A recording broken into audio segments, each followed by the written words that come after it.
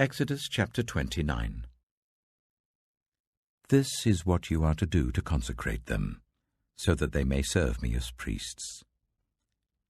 Take a young bull and 2 rams without defect, and from the finest wheat flour make round loaves without yeast, thick loaves without yeast, and with olive oil mixed in, and thin loaves without yeast, and brushed with olive oil. Put them in a basket, and present them in it, along with the bull and the 2 rams. Then bring Aaron and his sons to the entrance to the tent of meeting, and wash them with water. Take the garments and dress Aaron with the tunic, the robe of the ephod itself, and the breastpiece. Fasten the ephod on him by its skillfully woven waistband. Put the turban on his head and attach the sacred emblem to the turban. Take the anointing oil and anoint him by pouring it on his head. Bring his sons and dress them in tunics and fasten caps on them. Then tie sashes on Aaron and his sons. The priesthood is theirs by a lasting ordinance. Then you shall ordain Aaron and his sons. Bring the bull to the front of the tent of meeting, and Aaron and his sons shall lay their hands on its head. Slaughter it in the Lord's presence at the entrance to the tent of meeting. Take some of the bull's blood and put it on the horns of the altar with your finger, and pour out the rest of it at the base of the altar.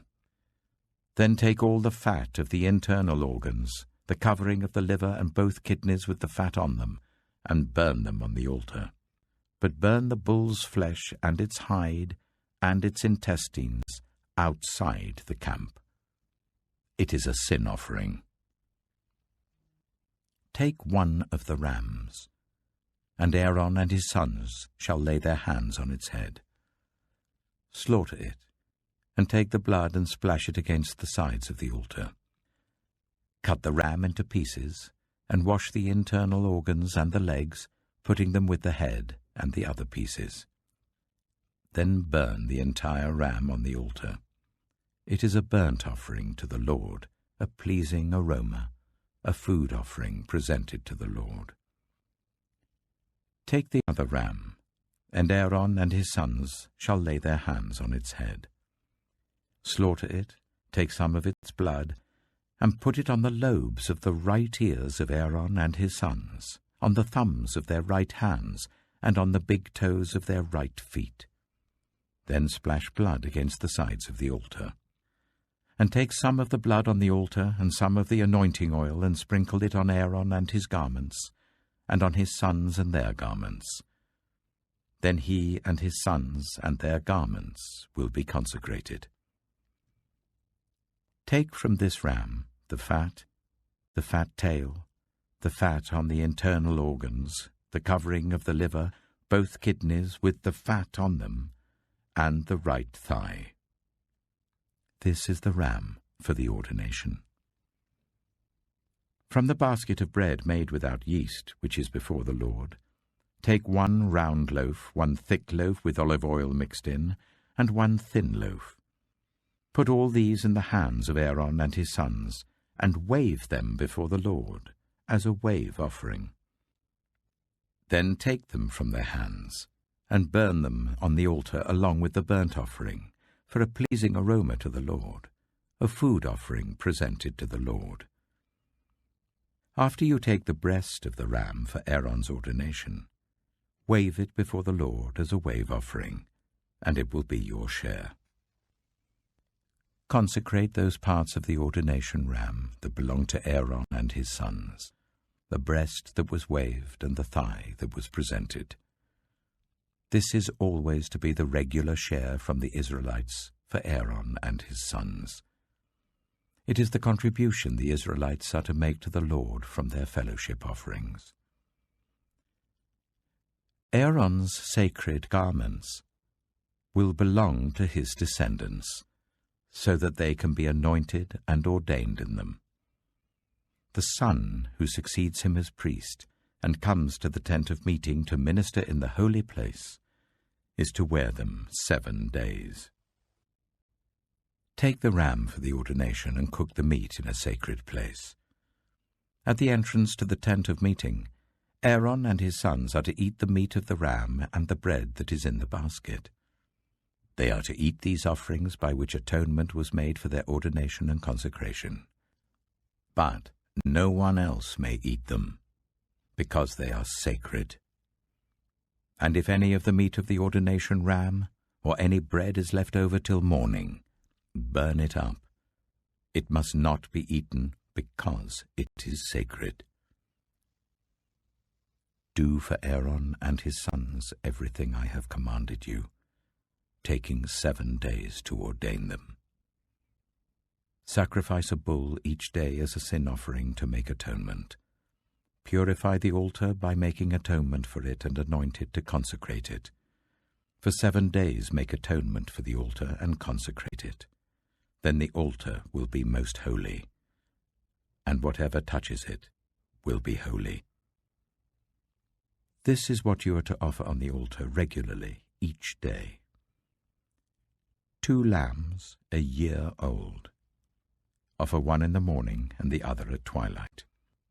With the first lamb, offer 1/10 of an ephah of the finest flour, mixed with 1/4 of a hin of oil from pressed olives, and 1/4 of a hin of wine as a drink offering. Sacrifice the other lamb at twilight with the same grain offering and its drink offering as in the morning, a pleasing aroma, a food offering presented to the Lord.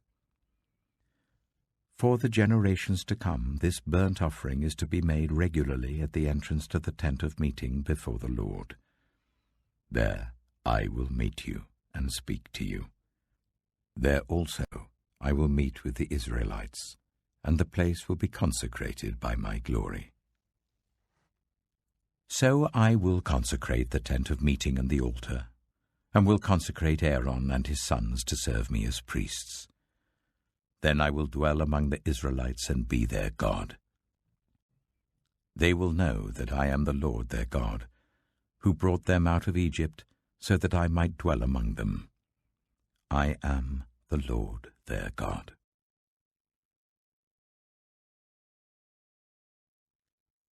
Exodus chapter 30. Make an altar of acacia wood for burning incense. It is to be square, 1 cubit long and 1 cubit wide and 2 cubits high, its horns of 1 piece with it. Overlay the top and all the sides and the horns with pure gold, and make a gold moulding around it. Make 2 gold rings for the altar below the moulding, 2 on each of the opposite sides to hold the poles used to carry it. Make the poles of acacia wood and overlay them with gold.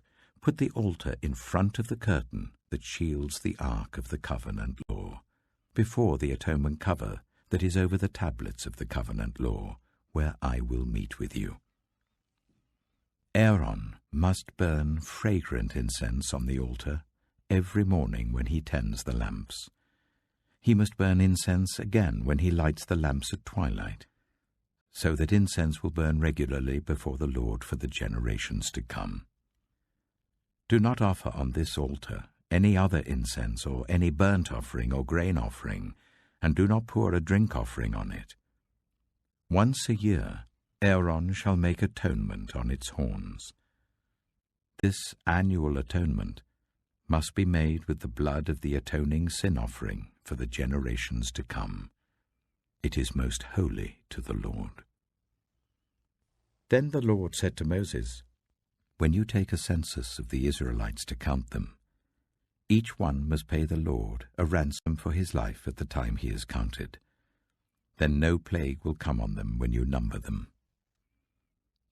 Each one who crosses over to those already counted is to give a half shekel according to the sanctuary shekel, which weighs 20 girams.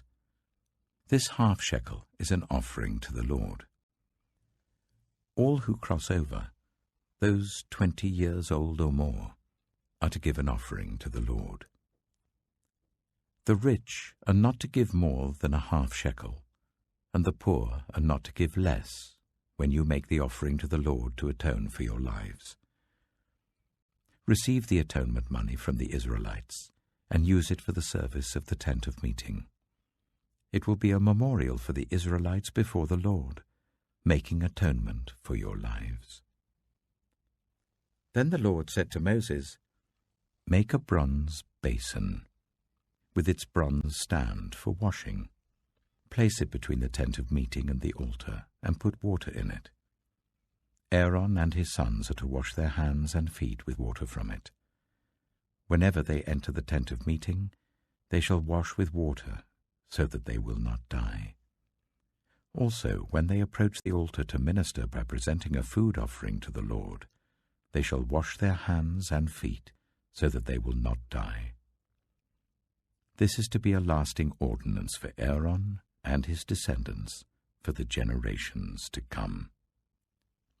Then the Lord said to Moses, "Take the following fine spices: 500 shekels of liquid myrrh, half as much, that is 250 shekels, of fragrant cinnamon, 250 shekels of fragrant calamus, 500 shekels of cassia, all according to the sanctuary shekel, and a hin of olive oil. Make these into a sacred anointing oil, a fragrant blend, the work of a perfumer. It will be the sacred anointing oil.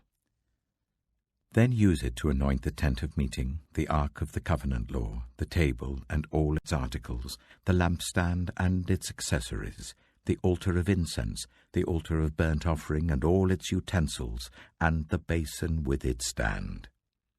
You shall consecrate them, so they will be most holy, and whatever touches them will be holy.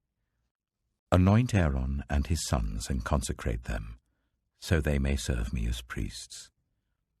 Say to the Israelites, this is to be my sacred anointing oil for the generations to come. Do not pour it on anyone else's body, and do not make any other oil using the same formula. It is sacred, and you are to consider it sacred. Whoever makes perfume like it and puts it on anyone other than a priest must be cut off from their people." Then the Lord said to Moses, "Take fragrant spices, gum resin, onycha, and galbanum, and pure frankincense, all in equal amounts, and make a fragrant blend of incense, the work of a perfumer. It is to be salted and pure and sacred.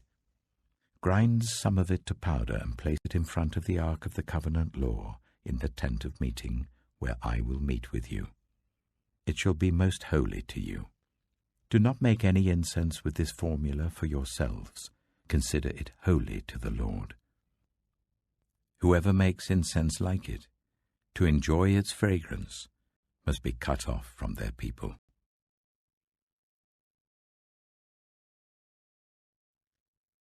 Exodus chapter 31.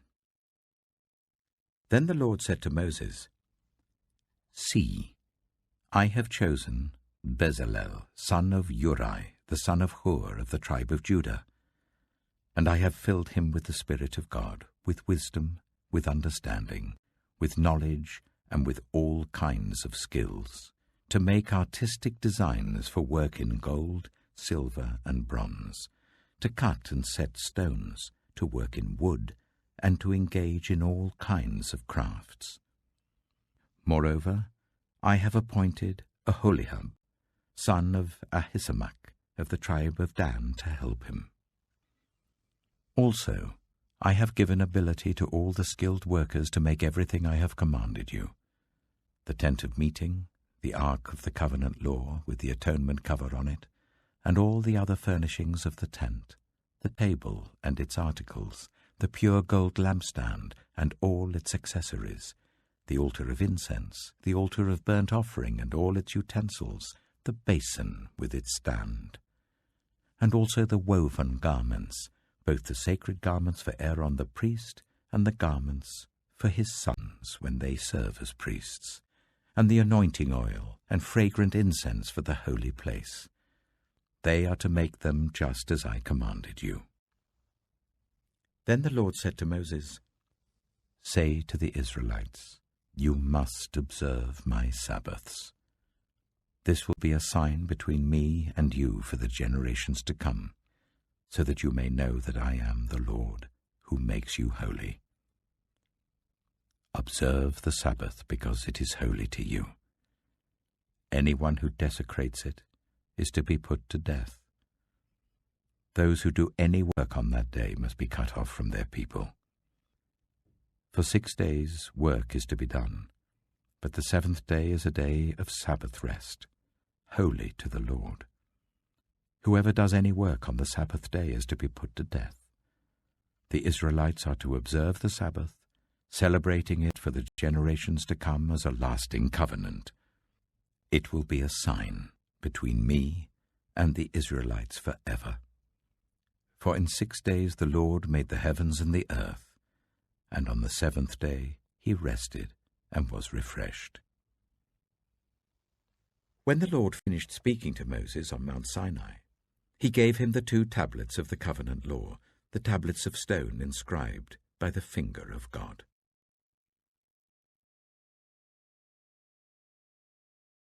Matthew chapter 23.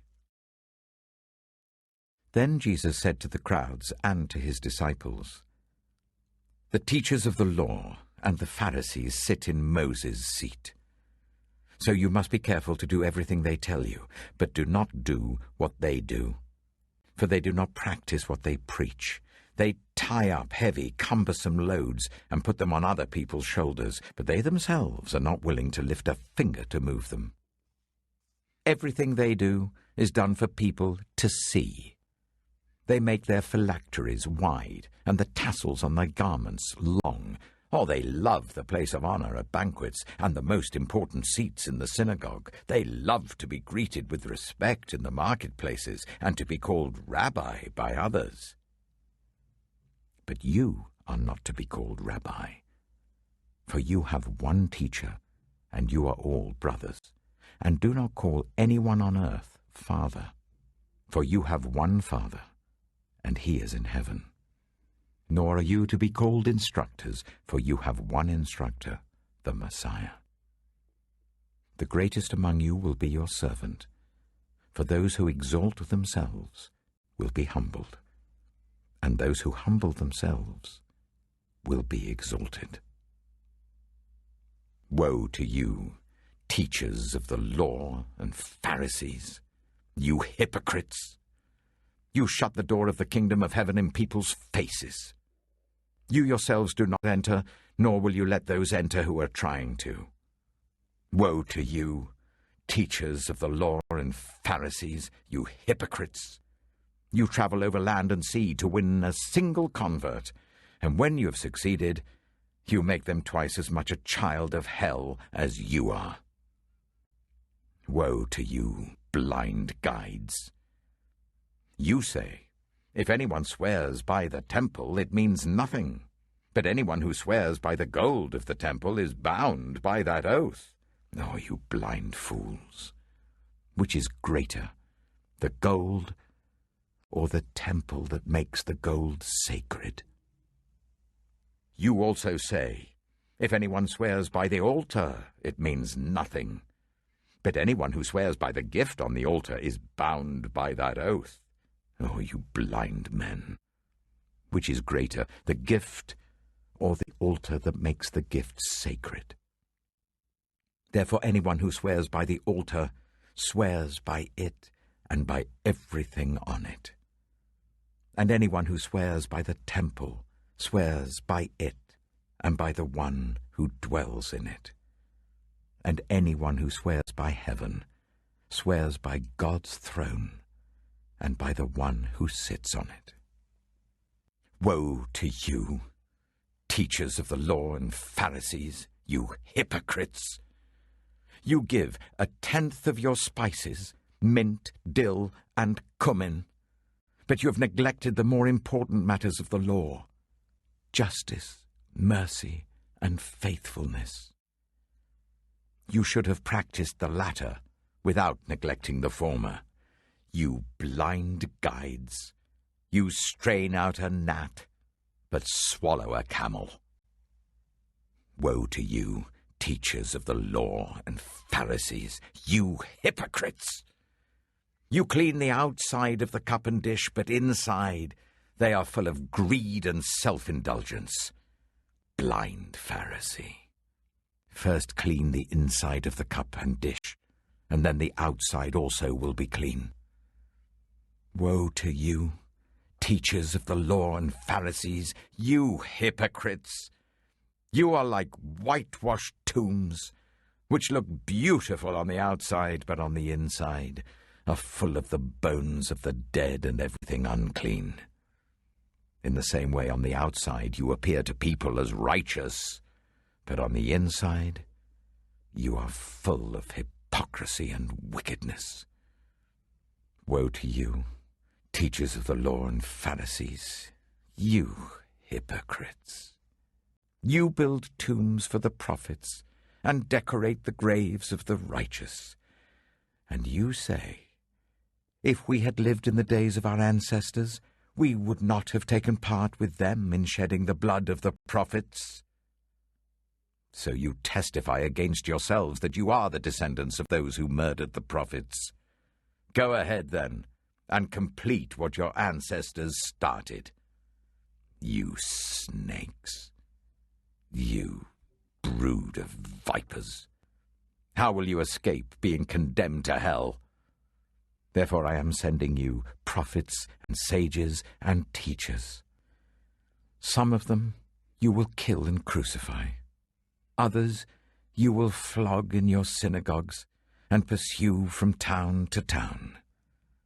And so upon you will come all the righteous blood that has been shed on earth, from the blood of righteous Abel to the blood of Zechariah the son of Berechiah, whom you murdered between the temple and the altar.